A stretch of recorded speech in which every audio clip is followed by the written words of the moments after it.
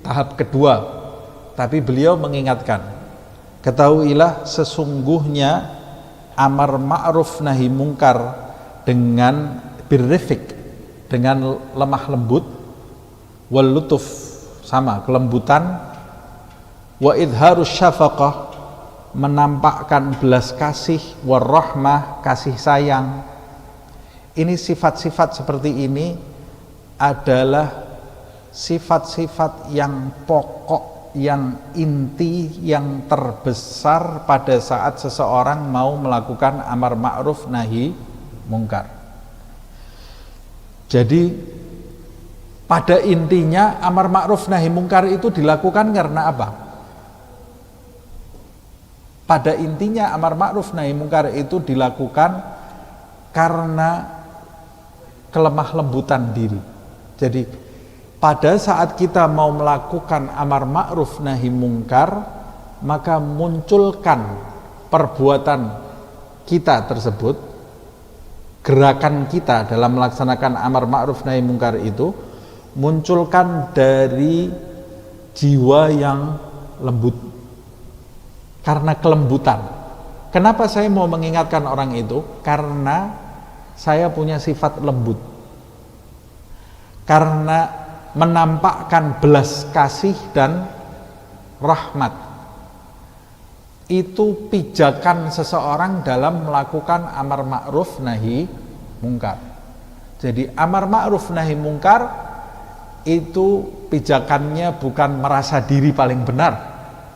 Amar ma'ruf nahi mungkar pijakannya bukan kesombongan.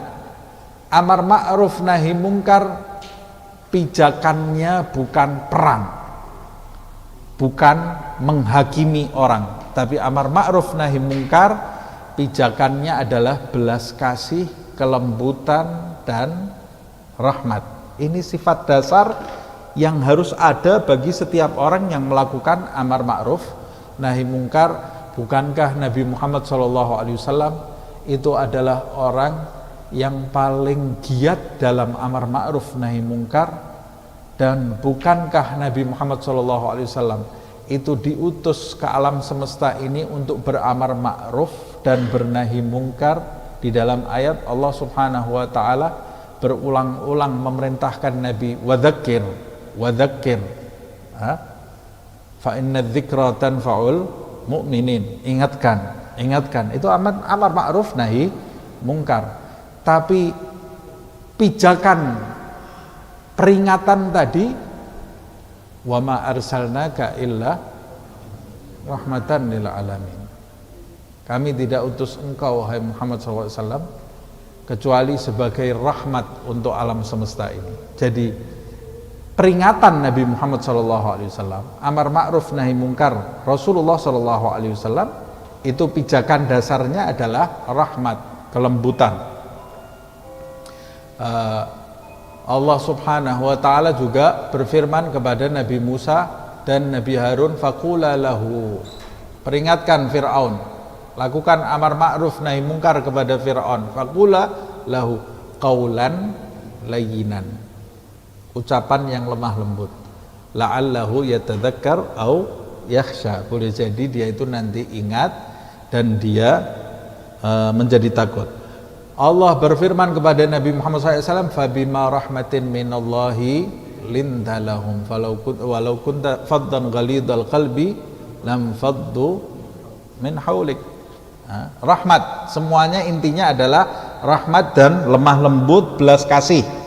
Fa'alaika bihi, maka engkau wajib memiliki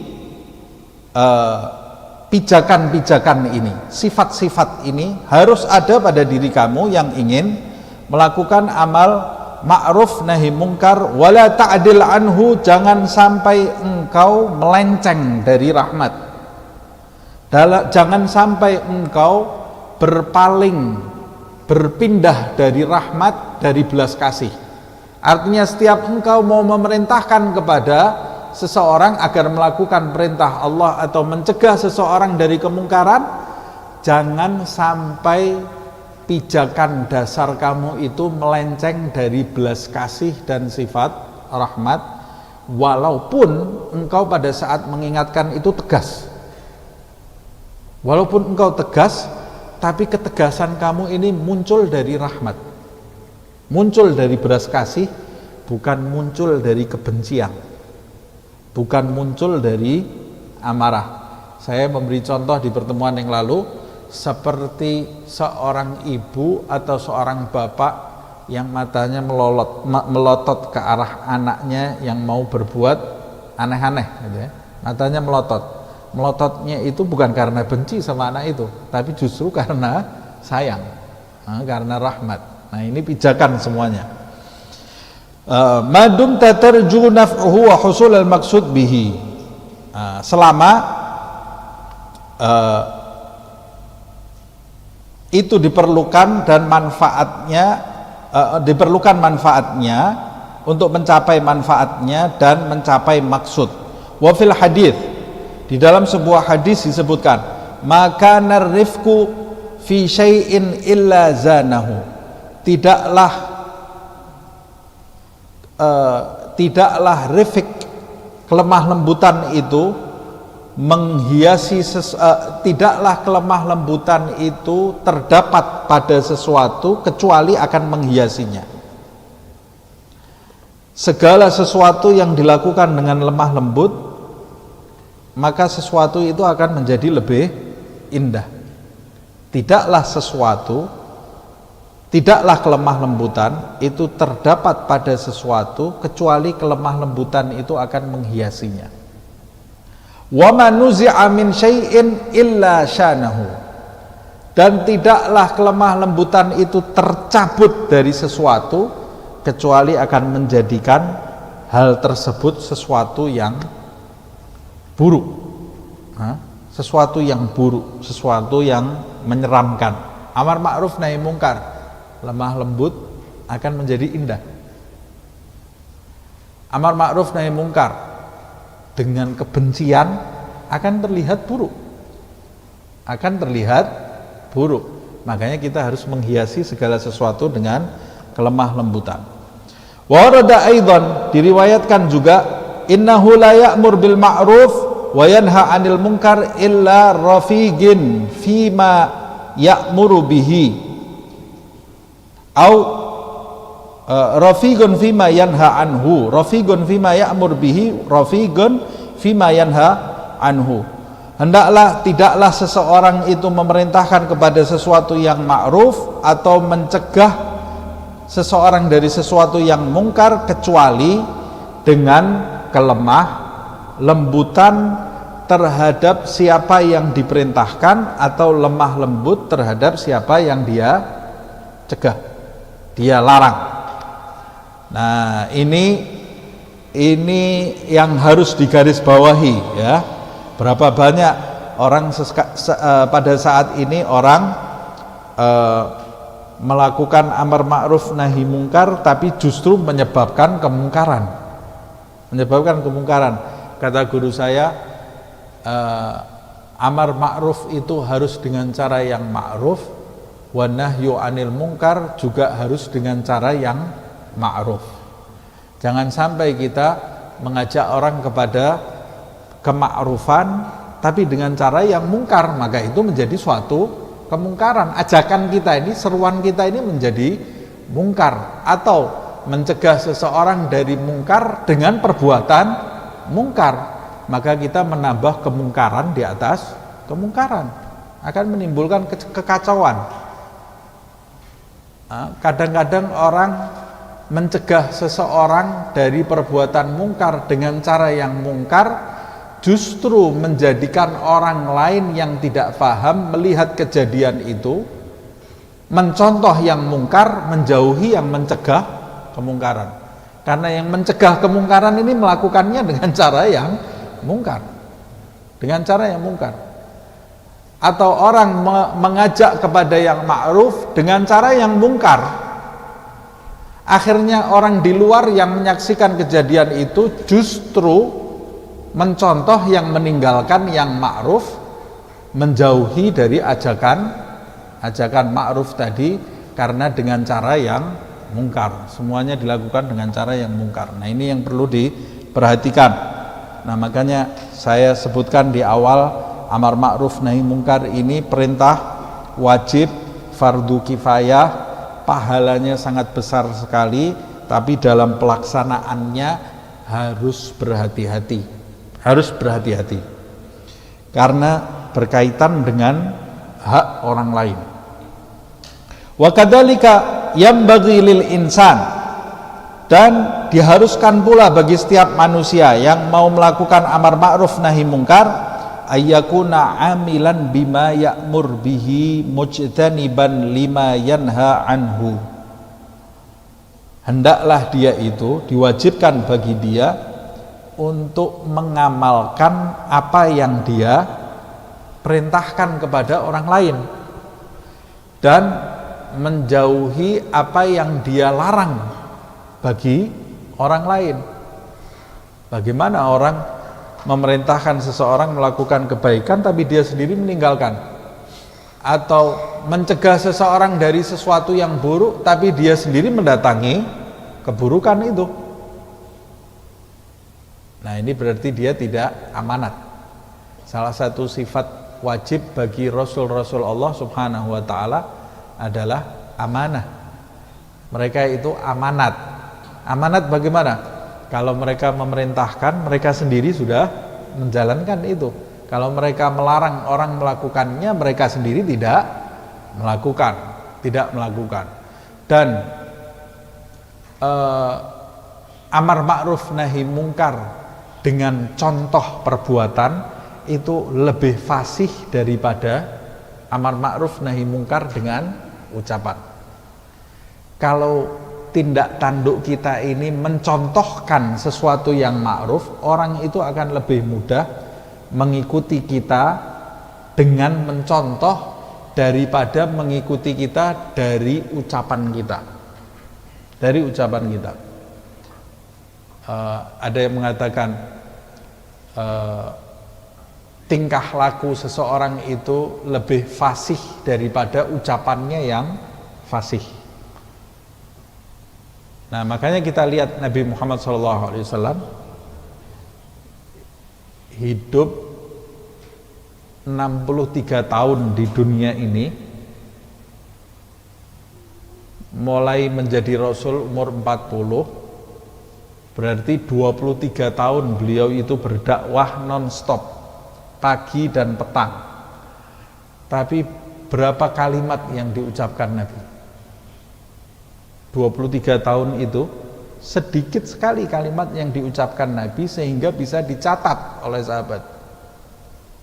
Hanya ribuan ucapan Nabi Muhammad SAW itu, ribuan, itu saja masih ada yang sahih, ada yang hasan, ada yang dhaif, ada yang maudhu. Padahal beliau mulai diutus menjadi Rasul umur 40, wafat 23 tahun. Kalau Rasulnya kita, catatannya bisa habis satu ruangan ini isinya ucapan kita, karena kita ngomong terus tapi tidak ada tindakan. Apalagi orang zaman sekarang, pinter ngomong tapi tidak pinter berbuat.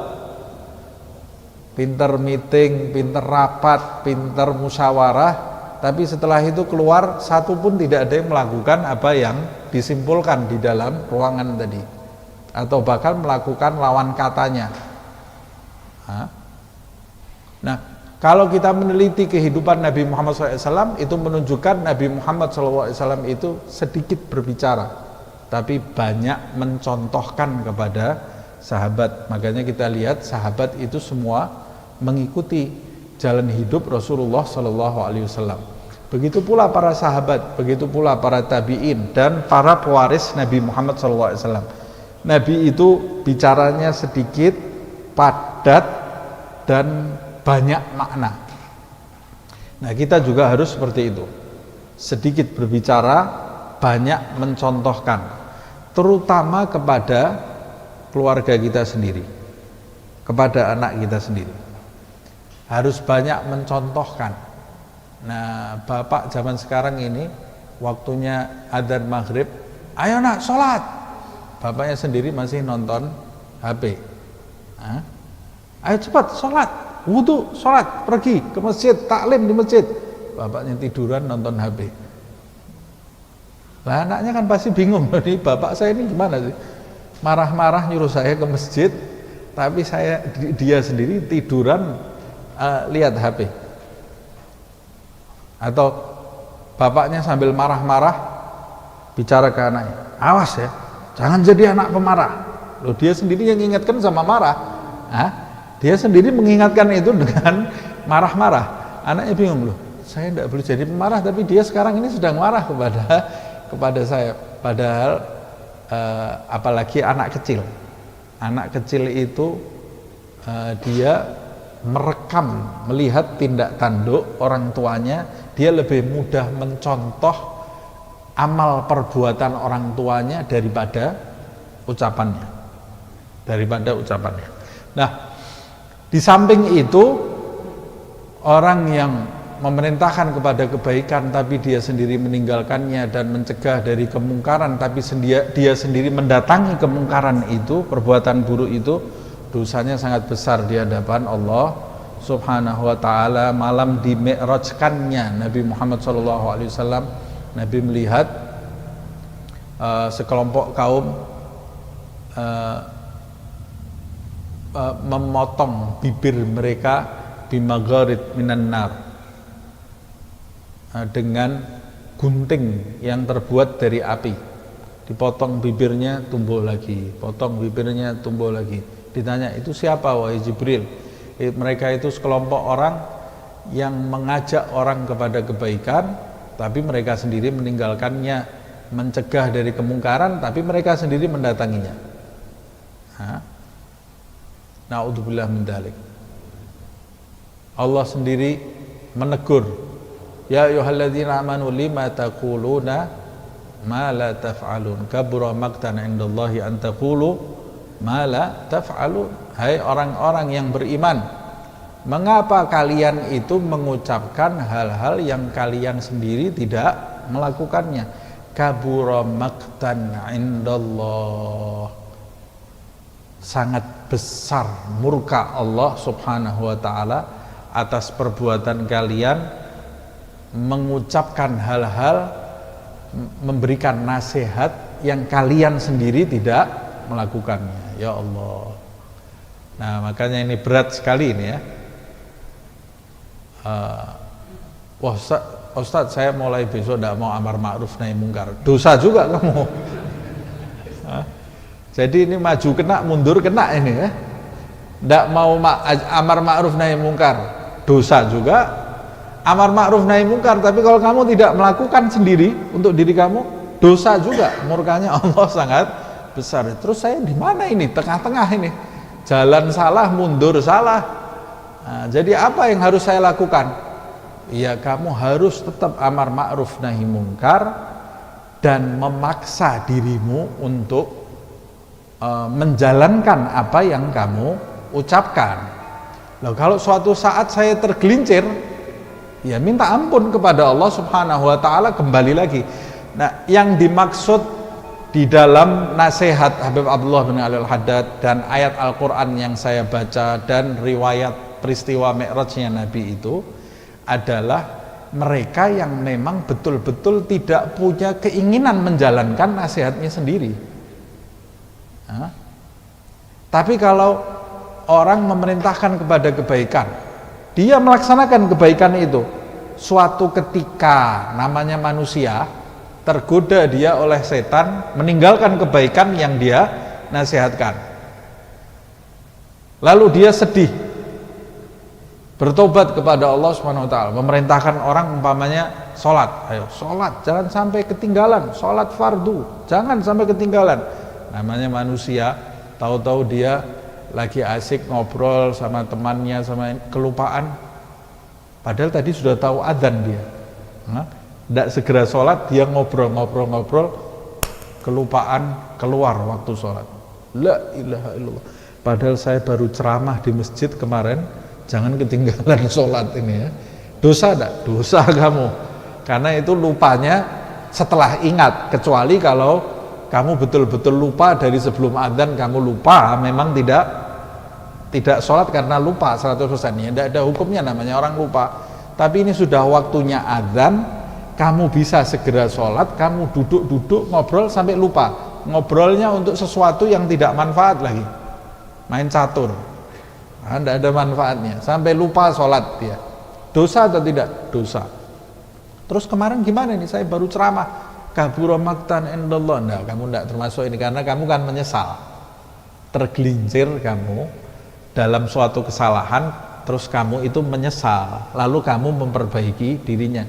Jadi yang dimaksud di dalam ayat itu orang yang memerintahkan sholat tapi dia sendiri tidak kepingin sholat. Ayo sholat, sholat, dia sendiri tidur di rumah tidak sholat. Nah, atau hati-hati, jangan berbuat maksiat, dia sendiri setiap hari maksiat tanpa ada rasa malu kepada Allah Subhanahu wa ta'ala. Nah, ini termasuk dalam ayat yang saya baca dan masuk dalam teguran Al-Imam Abdullah bin Al-Haddad. Nah, yang lebih aman lagi, kalau mau melakukan amar ma'ruf nahi mungkar, gunakan caranya Al-Imam Al-Habib Umar bin Abdurrahman Al-Attas, gurunya beliau nih, Habib Abdullah bin Al-Haddad. Habib Umar bin Abdurrahman Al-Attas itu tidak pernah ceramah menasihati orang. Jadi dia kalau ceramah, dia menasehati dirinya sendiri. Niatnya itu dia kalau ceramah di mimbar, di mana-mana, dia niat menasehati dirinya sendiri. Menasehati dirinya sendiri. Nah, orang-orang yang duduk di depannya, kalau dengar mau ikut, ayo silakan ikut bareng saya. Tapi ini nasihat saya tujukan untuk diri saya sendiri. Nah, kita bisa begitu. Amar ma'ruf nahi mungkar kita niatkan mengajak diri kita dalam kebaikan, dan kita mau meraih sahabat-sahabat kita juga dalam kebaikan dan mencegah dari kemungkaran. Alhasil yang dimaksud di dalam bahasan ini, orang yang dimaksud adalah orang yang mengajak kepada kebaikan tapi dia sendiri memang enggan melaksanakan kebaikan tadi. Fa innahu yakunu likalamihi waga' fil gulub. Nah, wahaibah fis sudur, orang yang mengajak kepada kebaikan dan mencegah dari perbuatan yang tidak baik, kalau dia sendiri sudah melaksanakan apa yang dia ucapkan, maka ucapannya itu nanti akan sampai kepada hati pendengar, bukan ke telinganya, tapi sampai kepada hati pendengar. Wahaibah fis sudur, dan ucapannya itu akan memiliki bobot di dalam dada pendengar tadi, karena yang mengucap ini melakukan. Orang ini sebelum mendengarkan ucapannya, orang ini sudah melihat dia itu melakukan perbuatan tadi. Jadi setiap ucapannya itu ada bobotnya. Seperti Sayyidina Hasan Al-Basri, salah satu tabi'in. Dia suatu ketika ada orang yang datang ke rumahnya Sayyidina Hasan Al-Basri. Wahai Syekh, saya minta kamu besok ceramah di masjid.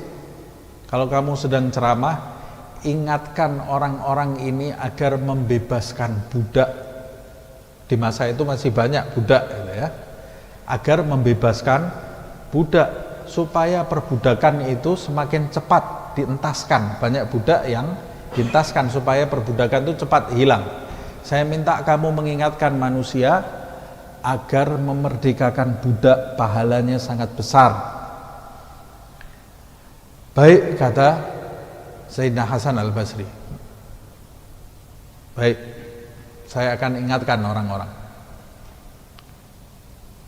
Keesokan harinya yang membawa pesan tadi, keesokan harinya nunggu ini ceramahnya Hasan Al-Basri ini, dari awal sampai akhir tidak ada pesan-pesan memerdekakan budak sampai selesai pengajiannya. Oh, mungkin besok ditunggu, tidak ada lagi pesan-pesannya. Oh, mungkin lupa ini. Diingatkan lagi datang, ya Syekh, besok itu tentang perbudakan. Oh ya, insya Allah nanti akan saya Saya ingatkan ini. Besok ditunggu lagi, tidak mengingatkan lagi. Sampai berhari-hari, kata orang itu di dalam hati, oh mungkin dia tidak mau melaksanakan perintah saya. Ya sudah, terserahlah. Tidak ada masalah, itu hak dia kan. Sampai sebulan, 2 bulan, 3 bulan, tidak ada di dalam ceramahnya itu ajakan memerdekakan budak.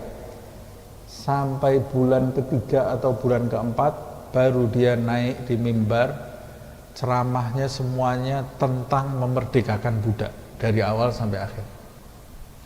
Selesai ceramah itu, orang satu masjid sampai yang di luar-luar semuanya pulang ke rumah memerdekakan budak. Orang yang berapa bulan yang lalu datang itu datang lagi ke rumahnya. Ya Allah Syekh, alhamdulillah ucapan kamu ini betul-betul masuk ke hati mereka. Sekarang banyak orang memerdekakan budak.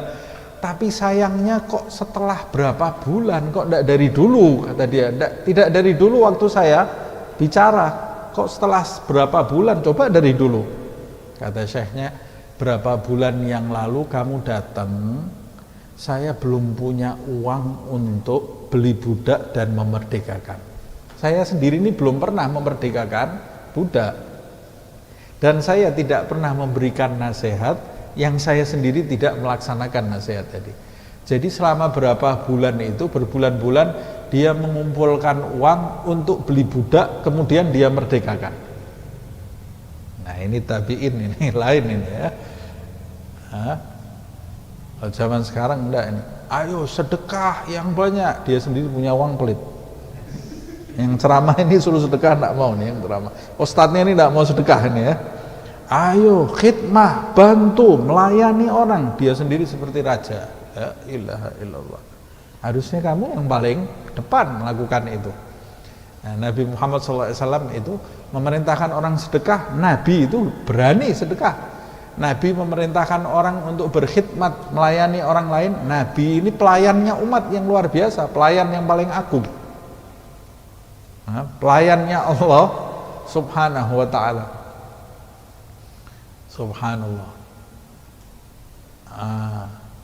Jadi bukan sekedar ucapan. Dakwah itu bukan sastra. Ucapan yang meliuk-liuk. Jadi dakwah itu sekarang jadi media bersyair. Bersyair. Jadi orang dengar ceramah, ceramahnya nikmat. Tapi tidak ada yang sampai ke hati. Ceramahnya ini luar biasa. Ini orang kalau ceramah ini bisa berima, semuanya A semuanya, B semuanya. Dakwah itu bukan itu. Itu hanya sekedar hiasan saja dalam berdakwah. Tapi intinya dakwah bukan itu. Bukan itu. Intinya dakwah itu orang yang berdakwah mengamalkan apa yang dia ucapkan supaya kalimatnya sampai ke dalam hati pendengar. Seperti Syekh Abdul Qadir Jailani, anaknya baru datang dari pesantren, lulus dengan nilai bagus sekali, balaghah nilainya bagus, mantiknya luar biasa, nahunya luar biasa. Anaknya Syekh Abdul Qadir Jailani, alim, datang sampai di rumah, anaknya ini bilang ke abahnya ini ya, Abah, besok kalau orang-orang kumpul di masjidnya Abah, beri saya kesempatan, kepingin ceramah saya. Pulang dari pondok kok, sudah jadi kiai ini ya, beri kesempatan saya mau ceramah nih ya. Padahal abahnya ini wali besar nih, Syekh Abdul Qadir Jailani. Kata abahnya, ayo ya, alhamdulillah ya. Ya karena dia senang anaknya ceramah, berdakwah kan. Naik ke mimbar, anaknya dengan ilmunya yang luar biasa. Dia ceramah dengan bahasa yang sangat indah sekali, bahasa yang fushah, dengan rima setiap ucapannya ini dipenuhi dengan balaghahnya, dengan mantiknya. Yang datang tidur semuanya. Sana sebelah sana tidur, sebelah sana tidur. Ceramah sampai lama sekali tidur semuanya. Habis itu selesai dia turun. Ada waktu sedikit. Syekh Abdul Qadir Jailani naik. Bismillahirrahmanirrahim. Alhamdulillahirabbil alamin. Allahumma shalli ala sayyidina Muhammad wa ala ali sayyidina Muhammad. Kalian sudah mendengarkan nasihat yang bagus tadi. Saya hanya akan menambahkan sedikit. Tadi malam saya punya ikan asin. Ikan asin itu mau saya makan mestinya pagi hari. Ikan asin saya tadi malam dicuri sama tikus. Dicuri sama kucing. Jadi saya tidak bisa makan. Nangis semua satu masjid. Satu masjid nangis. Cerita ikan asin sama kucing ini. Satu masjid bisa nangis semua. Anaknya heran, loh ini apa ini ceramah balaghahnya di mana, fusahanya di mana? Cerita ikan asin dicolong kucing itu bisa nangis semua ini satu masjid ini. Sampai heran anaknya ini. Selesai ayahnya turun dari mimbar, majelisnya selesai ini, penasaran anaknya ini, ada jamaah yang ditanya, kamu tadi dengar khutbah saya? Wah, luar biasa ceramahnya. Loh, apa yang kamu tangkap itu apa dari ceramahnya ayah saya tadi itu? Itu ayah kamu itu berbicara mengenai tahajud yang dicolong setan, kata dia. Sholat tahajud yang dicolong setan, waktunya ini dimaling oleh setan. Yang satu lagi, ayah kamu itu bicara mengenai orang yang sudah menyediakan diri, mempersiapkan diri mau sholat subuh tapi kelewat waktunya. Punya penafsiran masing-masing ini ya. Karena yang ucapan Syekh Abdul Qadir Jailani ini keluar dari hati. Nafis sudur ilas sudur. Apa yang dari dada akan sampai ke dada. Apa yang dari mulut, kalau cuma dari lisan saja sampai ke telinga, habis itu selesai, hilang. Nah, bagaimana supaya ucapan kita ini muncul dari dada kita? Yang pertama, ikhlas. Tidak mengharapkan apa-apa dari ucapan itu kecuali Allah. Yang kedua, diucapkan dengan rifq, rahmat di dalam hati. Yang ketiga, diucapkan dengan tawadhu, tidak merasa ketika kita berbicara, tidak merasa kita itu lebih baik daripada yang mendengarkan. Kata Rasulullah SAW, boleh jadi yang mendengar itu lebih paham daripada yang menyampaikan. Kata Nabi Muhammad SAW, sampaikan dari aku. Boleh jadi yang mendengar lebih paham daripada yang menyampaikan. Yang menyampaikan itu cuma menukil, yang mendengar bisa lebih paham. Jadi setiap orang yang menyampaikan sesuatu itu tidak boleh merasa lebih hebat daripada yang mendengarkan. Yang keempat, melaksanakan apa yang dia ucapkan. Nah, ini kalau menginginkan amar ma'ruf nahi mungkar kita itu berdampak bagi orang-orang yang ada di sekitar kita. Yang kelima tambah satu, doa. Minta kepada Allah Subhanahu wa ta'ala. Doa ini efeknya sangat besar sekali, karena yang menggenggam hati setiap hamba adalah penciptanya, Allah Subhanahu wa ta'ala. Nah, kita lanjutkan. Waqad warada al-wa'id asy-syadid fi haqqi man ya'muru bil khair wa la ya'tih wa yanha 'anil syarr wa ya'tih. Wa hadha huwal afdal wal aula. Telah terdapat riwayat ancaman yang sangat keras bagi mereka yang memerintahkan kebaikan tapi dia tidak melaksanakannya, dan mencegah dari perbuatan buruk tapi dia mendatangi perbuatan buruk. Wa hadza huwal afdal wal aula. Dan cara yang seperti ini adalah cara yang terutama dan terlayak. Nah, kalau kamu mau amar ma'ruf nahi mungkar, kamu sendiri sudah menjalankannya. Wa illa fa'alal insan ayyamur wa yanha wa in kana ghair amil bima yad'u ilaihi. Nah, ini yang paling pantas. Kalau kamu mau melakukan amar ma'ruf nahi munkar, kamu sendiri harus memastikan diri kamu melaksanakannya. Atau jika kamu belum mampu, saya tidak bisa saya melaksanakan itu, bagaimana? Saya tinggalkan amar ma'ruf nahi munkar, tetap tidak boleh. Jadi bagaimana? Umpamanya ada orang, saya kasih contoh, orang tua profesinya sebagai maling.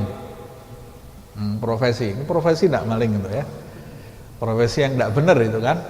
Orang tua setiap hari mencuri, dia pencuri, dia ingin anaknya juga jadi pencuri? Tidak ada pencuri ingin anaknya jadi pencuri, itu tidak ada orang tua pencuri terus, nak kamu besok harus bisa maling lebih hebat dari bapak, tidak mungkin.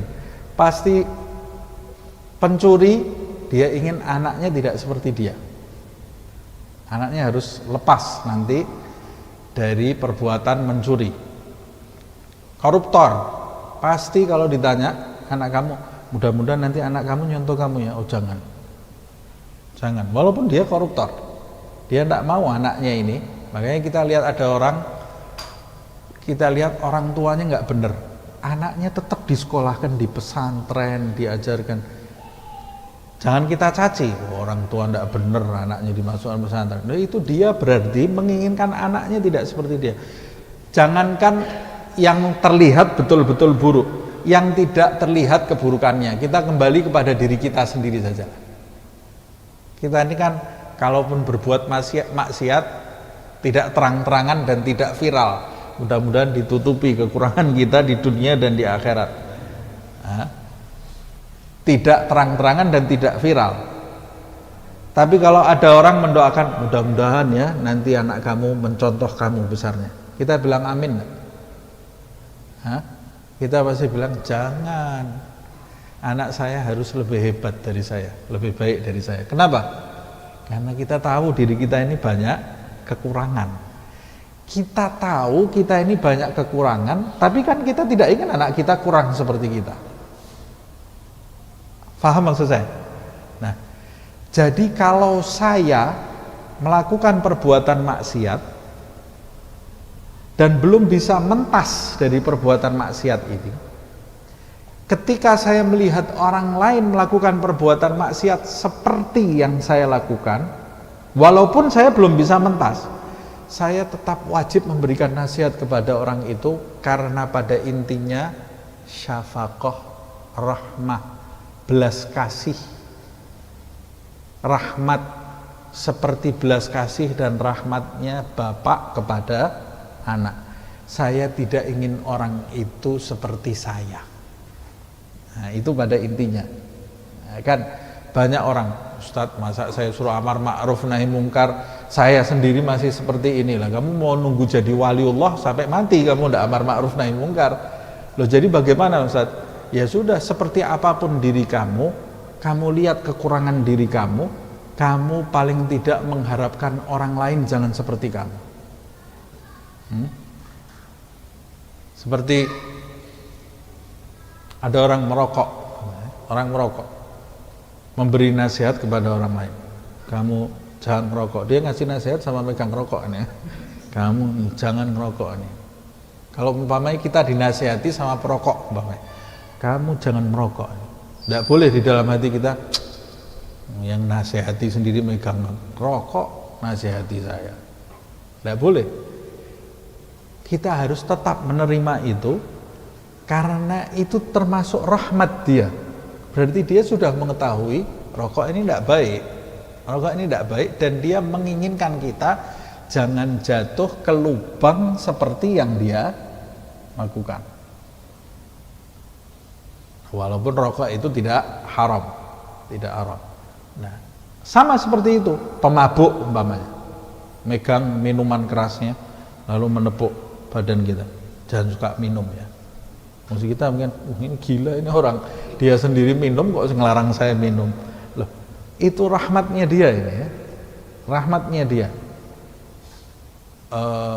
Walaupun kita pada saat itu kan harus mengingatkan juga lah, Bapak sebetulnya Bapak sudah paham bahwa memabuk itu tidak baik. Ya saya belum bisa meninggalkan, itu lain masalah.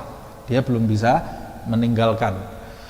Nah, jadi kalau kita masih melakukan keburukan, tetap jangan keburukan yang kita lakukan itu tetap jangan menjadi penghalang bagi kita untuk beramar ma'ruf dan bernahi mungkar.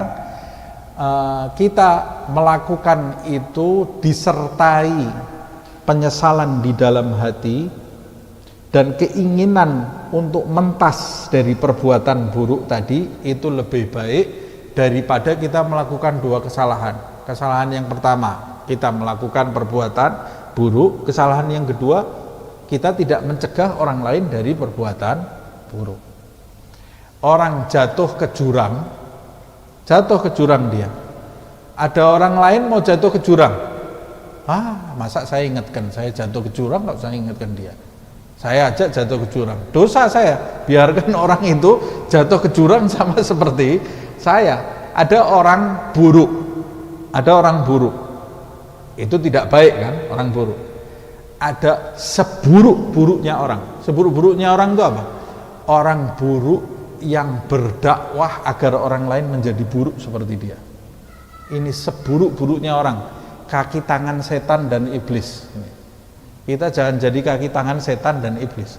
Kalau kita sudah terlanjur terjerat dalam kemaksiatan, kita harus mencegah orang lain jangan sampai seperti kita, dan kita sendiri harus berusaha mentas dari perbuatan maksiat tadi.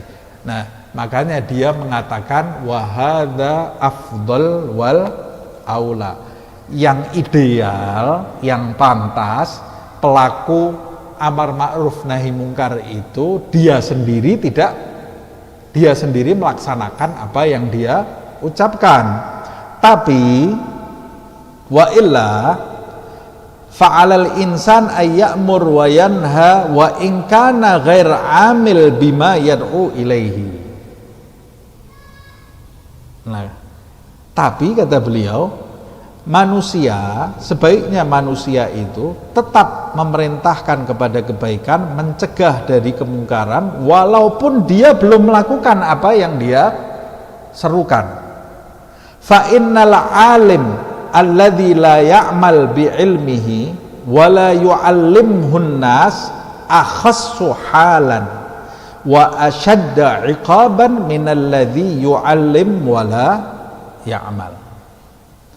Seorang yang berilmu, dia tidak mengamalkan ilmunya dan tidak mengajarkan ilmunya kepada orang, itu nanti kedudukannya akan lebih hina, lebih buruk, dan hukumannya akan lebih pedih dari orang berilmu yang tidak mengamalkan ilmunya tapi dia mengajarkan kepada orang lain. Jadi orang itu tingkatannya orang bodoh, tidak mau belajar, tidak belajar dia, sehingga dia jatuh pada kesalahan, dosanya besar, dosanya sangat besar. Kecuali kalau dia bodoh, tidak punya kesempatan belajar, itu lain, diampuni sama Allah. Tidak punya kesempatan belajar, umpamanya dia tinggal di puncak gunung, tidak ada ustadz di sana, internet tidak masuk, streaming marem, dia tidak bisa nonton. Loh, kamu tidak pernah nonton setiap hari Rebu ada streamingnya itu di Muara Cinta? Loh, saya tinggalnya di gunung, tidak nyampe sinyalnya, tidak ada ini. Ya sudah, berarti maafu kamu ya, maafu. Tapi dia tinggal di Pejaten, dekat, nganggur, jalan kaki sebentar sampai di majelis. Streaming bisa, streaming males, saya keluar males, saya capek habis kerja. Buka di rumah kamu televisi, buka HP kamu bisa ikuti pengajian. Tapi kalau datang lebih afdol. Nanti semuanya di rumah, masjidnya sepi, nanti tidak ada yang hadir. Karena kalau datang ke sini kan pahalanya lebih banyak. Tapi kecapean saya. Kamu bisa lihat streaming. Dia malas. tidak mau belajar, tidak mau tanya, sehingga dia salah dalam beragama. Bodoh tapi kebodohannya tidak diterima oleh syariat. Ini nanti akan dihukum enggak? Dihukum, dapat dosa dia. Orang yang seperti ini. Tapi lebih parah dari orang ini, lebih parah dari orang bodoh ini, orang berilmu tapi tidak mengamalkan ilmunya. Ini nanti siksanya lebih pedih. Siksanya lebih pedih. Lebih parah lagi dari orang berilmu yang tidak mengamalkan ilmunya adalah orang berilmu tidak mengamalkan ilmu, tidak menularkan ilmunya kepada orang lain. Ini lebih berat lagi nanti dosanya di akhirat. Menutup-nutupi kebenaran ini namanya kitman, menutup kebenaran. Kamu sudah dikasih rezeki ilmu, lihat ada orang salah, kamu tidak mau membenarkan. Dosanya lebih besar nanti di hadapan Allah Subhanahu wa taala. Nah, cara membenarkannya ya bisa bermacam-macam, ya, bisa bermacam-macam kan seperti yang sudah kita pelajari, melihat situasi dan kondisi. Wallahu a'lam bishawab. Kita lanjutkan sedikit ini ya, masih ada waktu. Wahdharu ma'asyiral ikhwan arsyadakumullah. Berhati-hatilah kalian wahai saudara-saudaraku, segenap saudara-saudaraku, arsyadakumullah, amin. Semoga Allah memberikan petunjuk bagi kalian semua. Berhati-hatilah kalian minal mudahanah fid din. Nah, ini kebalikannya yang di atas. Mudahanah fid din. Oh, bukan kebalikan yang di atas, nanti ada yang di bawah. Mudahanah fid din. Apa itu mudahanah fid din? Mudahanah itu artinya apa sih? Kalau secara bahasa, mudahanah itu penjilat, menjilat dalam beragama. Itu secara bahasa. Wa maknaha, apa itu maknanya? Ayyaskutal insanu anil amri bil ma'ruf wan nahya anil munkar wa an gaulil haqqi wa kalimatil adli tama'an finnas. Itu definisi dari mudahana. Apa definisi mudahana? Berdiamnya seseorang dari memerintah kepada ma'ruf, mencegah dari mungkar, dari ucapan yang benar dan ucapan yang lurus, dikarenakan dia tamak terhadap sesuatu yang terdapat pada manusia. Artinya, kalau saya ucapkan, nanti saya tidak dapat sesuatu dari orang ini, kemudian dia diam. Termasuk, wah ini kalau saya ingatkan, nanti mulai besok dia tidak akan berteman lagi dengan saya ini. Itu mudahana. Kalau kamu diam, kamu mudahana.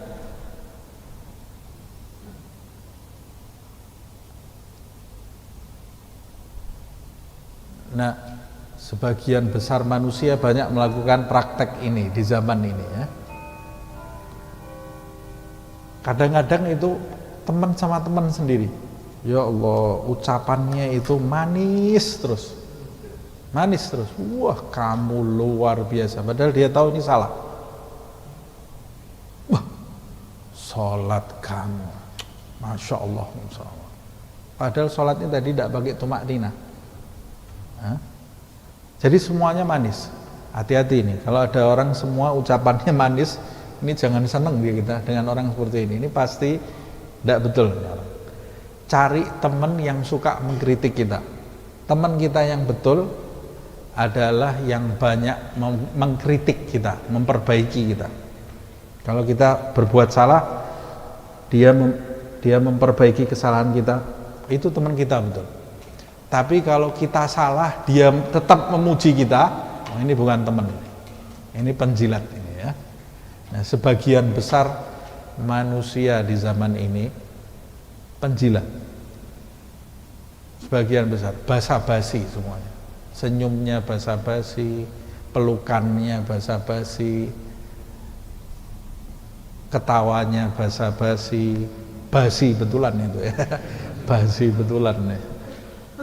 Tapi kita kalau lihat ada orang yang menegur kita, nah akhirnya kita jadi terbiasa dengan basa-basi ini, sehingga kita menganggap kalau ada orang menegur kita, ini orang benci dengan kita, ini orang jahat, ini orang iri sama saya. Padahal itu orang yang baik terhadap kamu, yang menegur kamu itu yang baik terhadap diri kamu. Justru musuh dalam selimut itu yang gambarannya emotikonnya senyum terus ini. Setiap apa-apa kirim emotikon senyum, tidak ada salahnya saya. Oh ini bahaya nih. Hati-hati dengan orang seperti ini. Tapi kan kajian kita ini bukan untuk meneliti orang ya. Kita tidak perlu membayangkan saat ini, oh berarti teman saya yang itu. Oh bukan untuk menilai orang. Ini kembalikan kepada diri kita. Kita ini jangan hidup sebagai penjilat. Jangan hidup sebagai penjilat. Kalau ada orang salah ya kita betulkan. Jangan orang salah kita luruskan. Jangan salah kita puji. Salah kita sampaikan, kamu lakukan itu benar. Walaupun cara menyampaikannya kan bisa dengan cara yang bagus. Saya kasih contoh, umpamanya umpama ini ada orang sholat, kita lihat sholatnya ini cepet-cepetan, tidak ada tumak ninahnya. Nah kita mau mengingatkan, pertama mengingatkan karena belas kasih, karena saya sayang terhadap orang itu, bukan karena saya mau menunjukkan saya lebih hebat dari orang itu. Datang saya ke dia, kalau saya ingatkan, sholat kamu tuh bagaimana? Tanpa tumak ninah, tidak sah sholat kamu, ulangi. Tidak jadi benar itu malahan.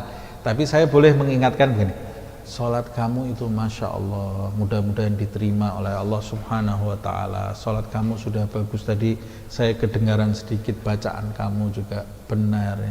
Cuma kalau kamu tumak ninahnya dipanjangkan lagi lebih sedikit, lebih hebat lagi, lebih sempurna. Ini kan mengingatkan, tapi bahasanya tidak terkesan menuntun, tidak terkesan menggurui. Nah ini kita perlu orang seperti ini nih, zaman ini ya, zaman ini terutama zaman habis banyak di rumah ini, keluar di jalan ini banyak yang tersinggungan semua ini ya. Mencet bel klakson sekali aja langsung melotot semua satu. Karena sudah lama di rumah tidak kumpul orang. Nah ini terutama di zaman-zaman seperti ini nih ya, masih zaman orang gampang sakit hati nih. Kita kalau mengingatkan dengan cara yang bagus, dengan istri di rumah itu kan kita juga seperti itu. Coba kalau dia sudah masak capek-capek kemudian diletakkan makanan kayak gini, anyep makanannya, banteng itu langsung ke muka kita, bisa perang dunia ketiga ini ya. Bukan Ukraina yang perangnya bisa di sini nih ya. Bisa perang dunia ketiga. Tapi kalau kita cicipi, makanan ini nikmatnya luar biasa. Ini kalau kamu tambah garam sedikit lebih nikmat lagi. Selesai masalah. Nah, dia tahu sebetulnya ini kurang garam, tapi dengan cara menyampaikan dengan cara yang baik, syafaqah, rahmat, itu akan lebih masuk daripada kita perang, gitu ya. Nah seperti itu. Nah, tapi kalau kita diam, tidak betul. Sampaikan yang hak itu, hak dengan cara yang baik.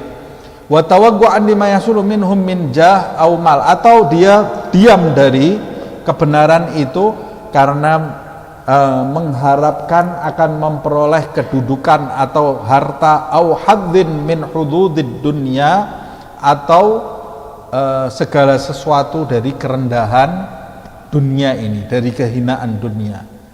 Nah ini mudah. Nah fagallama fala'alla dzalika ahad illa adallahu Allahu wa ahanahu.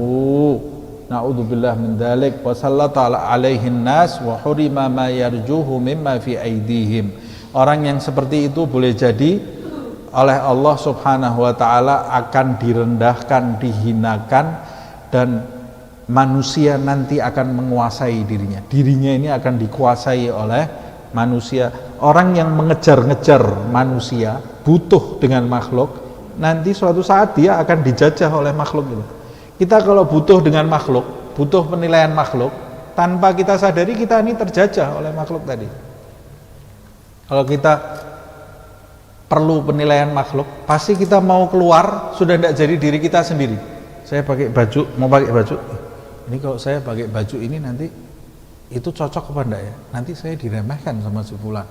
Nanti bagaimana ya? Jadi semua hidup saya jadi disetir oleh makhluk. Berarti kan saya terjajah. Saya keluar sama was-was, ada orang ketawa, apa yang salahnya? Ada yang salah di diri saya. Padahal ini diri kamu sendiri ini, kamu jadi terjajah oleh orang. Kamu tidak menikmati hidup kamu sendiri.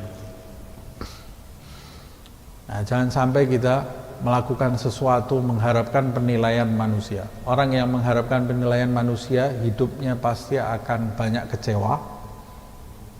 Yang kedua, pasti akan penuh dengan kegundahan hidupnya. Karena orang yang mengharapkan penilaian manusia, pasti ada manusia yang mengecam dia. Sudah sesempurna mungkin dia harapkan orang kagum. Pertama, pasti ada orang yang tidak kagum. Kedua, mungkin ada orang yang kagum, tapi kekagumannya tidak sebesar yang diharapkan. Kok cuma seperti ini dia ngomongnya? Kecewa enggak dia? Kecewa dia.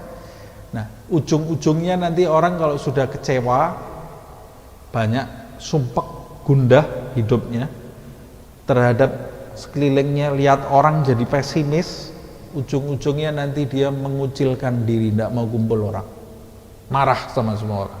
Akhirnya dia hidup sendiri, terjajah oleh orang yang ada di sekitarnya. Nah, ini orang sekarang banyak yang seperti ini, nak.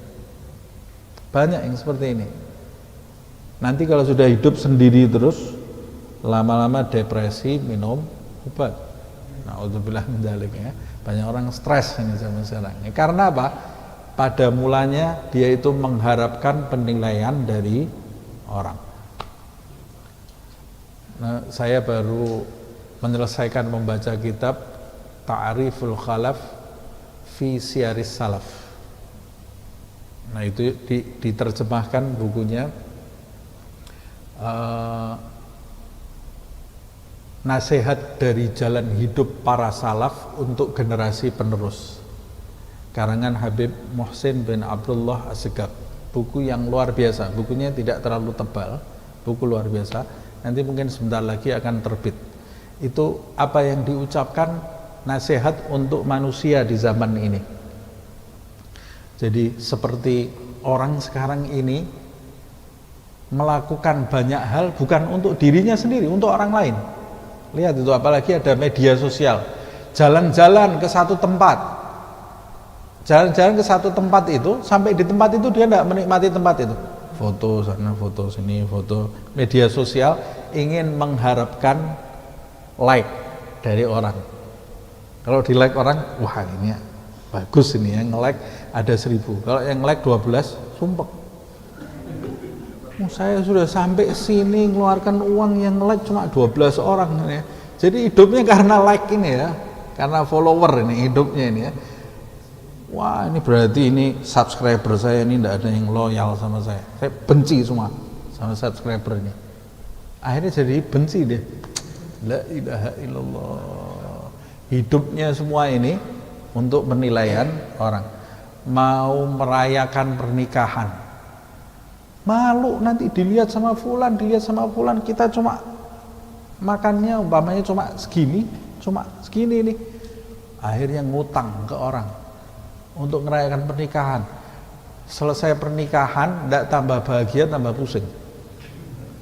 Orang itu cuma datang hadir pernikahan, pulang, dia karena penilaian orang itu dia sampai ngutang-ngutang, habis itu pusing enggak dia? Sumpek, pusing, stres, semua gara-gara mengharapkan penilaian orang. Ini penduduk di zaman ini. Jangan hidup seperti itu. Kasihani diri kita. Orang kalau hidup mengharapkan ridha Allah, tidak mengharapkan penilaian orang, nanti hidupnya nikmat. Tapi kalau sudah orang hidupnya mengharapkan penilaian orang lain, nanti hidupnya akan terjajah. Allah yang menjadikan seperti itu. Makanya di dalam kalimat ini ditulis wasallata alaihin nas, manusia akan menjajah dirinya, wa hurima ma yarjuhu mimma fi aidihim, la haula wala quwata illa billah. Dan Allah mengharamkan bagi dirinya apa yang dia inginkan terhadap apa yang di tangan manusia itu. Dia mengharapkan pujian manusia itu, Allah menjadikan manusia itu tidak menghinakan dia. Dia mengharapkan pangkat dari orang itu, kejar dia supaya saya dapat kedudukan di mata orang itu. Allah Subhanahu wa taala menjadikan orang itu nanti memuliakan orang lain. Pusing dia. Saya yang kerja kok yang dimuliakan malah itu. Nanti akhirnya dia musuhan sama yang dimuliakan itu. Jadi kompleks permasalahannya. Jadi kompleks permasalahannya. Nah, ini semua karena mudahana. Jangan sampai kita melakukan praktek mudahana. Wa amal madarah fahiya madaratun fahiya mubahun. Yabdul insan syai'an min dunyahu li salahi dinihi. Ya, ini nanti kita lanjutkan di pertemuan berikutnya insyaallah. Semoga Allah Subhanahu wa taala mengampuni dosa-dosa kita, mengampuni segala kesalahan kita, menjadikan zahir dan batin kita bermanfaat untuk diri kita, untuk keluarga kita, untuk umat manusia, menuju kepada hal-hal yang bisa mendatangkan ridha Allah Subhanahu wa taala, menjadikan diri kita dan segala nikmat yang ada di dalam hidup kita kelak menjadi saksi baik bagi kita di hadapan Allah Subhanahu wa taala, mendatangkan ridha Allah Subhanahu wa taala. Semoga Allah Subhanahu wa taala memberkahi kita di bulan Sya'ban, menyampaikan kita ke bulan Ramadan dalam keadaan sehat walafiat, selamat lahir batin, dunia akhirat, dan menjadikan kita termasuk mereka yang beruntung mendapat malam Al-Qadar, mendapat maghfirah dari Allah, mendapat rahmat dari Allah, dan dibebaskan dari api neraka. Semoga Allah Subhanahu wa taala memanjangkan usia kita, kedua orang tua kita, guru-guru kita, saudara-saudara kita, pasangan hidup kita, anak-anak kita, memberikan keselamatan dalam ketaatan beribadah dan dalam keberkahan, rahmat, mendapat ridha Allah Subhanahu wa taala. Dan semoga Allah Subhanahu wa taala menjadikan majlis kita ini menjadi saksi baik nanti di hadapan Allah Subhanahu wa taala, dan mengampuni dosa-dosa, kesalahan, kekurangan kita, menjadikan seperti halnya kita dikumpulkan di tempat ini, dikumpulkan kita kelak di surga Allah Subhanahu wa taala bersama junjungan kita Nabi besar Muhammad sallallahu alaihi wasallam, tanpa didahului hisab, fitnah, siksa dan adab. Begitu pula kedua orang tua kita, pasangan hidup kita, anak-anak kita, keluarga kita, kerabat dekat, kerabat jauh kita, sahabat-sahabat kita, tetangga-tetangga kita. Allahumma hdi ummata Sayyidina Ahmad, Allahumma aslih ummata Sayyidina Ahmad, Allahumma tajawaz an ummati Sayyidina Ahmad, Allahumma ja'alna min ummati Sayyidina Ahmad, wa sallallahu ala Sayyidina Muhammadin wa ala alihi wa sallam. Subhanakallahumma wa bihamdika asyhadu an la ilaha illa anta astaghfiruka wa atubu ilaik. Subhana rabbika rabbil izzati amma yasifun wa salamun alal mursalin walhamdulillahi rabbil alamin. Bisirril Fatihah.